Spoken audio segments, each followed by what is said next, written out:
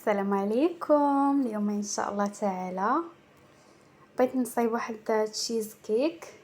قلت علاش لا نشاركو معاكم. مرحبا بكم. هذا تشيز كيك ساهل، ما فيه لا بسكوي لا حتى حاجه، عادي جدا.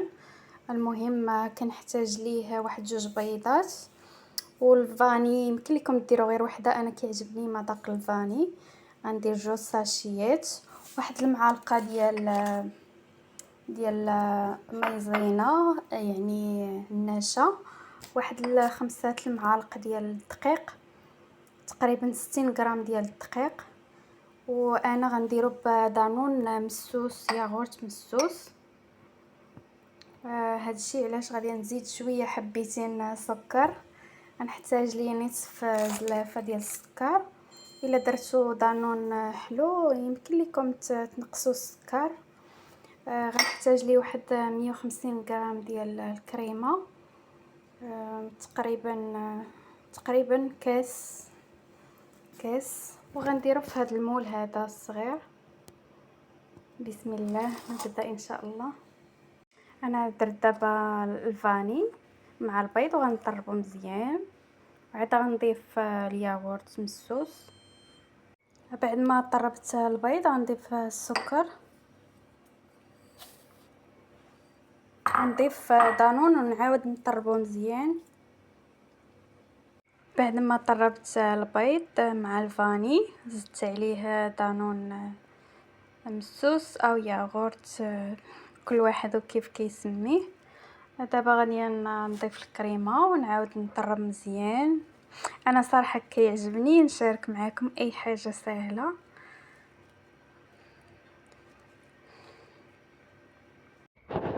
دابا غنضيف الدقيق، نضيف مايزينا، نخلطها مزيان.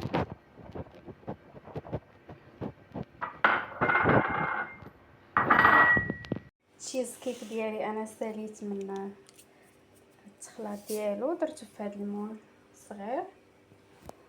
غادي ندير درجه الحراره على 210. نخليه واحد 40 دقيقه وغادي نوريكم النتيجه النهائيه. بعد ما سخن الفران ديالي درت تشيز كيك وسط ونخليه واحد 40 دقيقه.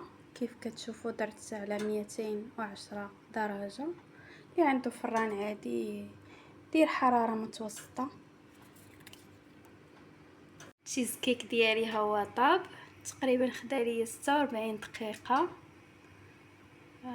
على درجه الحراره 210. غادي نطفي عليه الفران. التشيز كيك ديالي خرجت من الفران، ما شاء الله تيبان جديد حتى يبرد ونوريكم الشكل ديالو. نخليه واحد 2 ساعات برا الثلاجه حتى يبرد مزيان ونحيد ليه بابي كويسون. نوريكم الشكل النهائي بالصحه والراحه. بسم الله ما شاء الله. التشيز كيك ديالي كيفاش جا، صراحه جا زوين بزاف والشكل ديالو كيبين. غير تبعوا الخطوات ديال المقادير والطريقه والفران، اكيد غادي ينجح معكم. اللي بغى يزين بالشكلاط تيجي زوين. انا صراحه بغيتو غير هكا طبيعي، تيجي زوين. ندير في الثلاجه يبرد ان شاء الله. من بعد نصور لكم كيفاش جا من الداخل حتى يبرد.